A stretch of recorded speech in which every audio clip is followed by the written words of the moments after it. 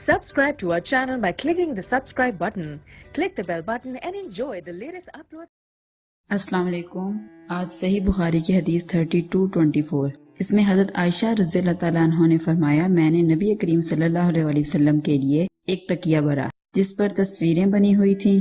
وہ ایسا ہوگا جیسے نقشی تکیہ ہوتا ہے. پھر نبی کریم صلی اللہ علیہ وسلم تشریف لائے تو دروازے پر کھڑے ہو گئے اور آپ کے چہرے کا رنگ بدلنے لگا. میں نے عرض کیا یا رسول اللہ صلی اللہ علیہ وسلم ہم سے کیا غلطی ہوئی؟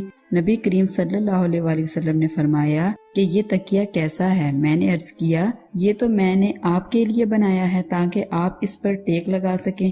اس پر آپ صلی اللہ علیہ وسلم نے فرمایا کیا تمہیں نہیں معلوم کہ فرشتے اس گھر میں داخل نہیں ہوتے جس میں کوئی تصویر ہوتی ہے، اور یہ کہ جو شخص بھی تصویر بنائے گا قیامت کے دن اس پر عذاب دیا جائے گا. اسے کہا جائے گا کہ جس کی مورت تو نے بنائی ہے اب اسے زندہ بھی کر کے دکھا.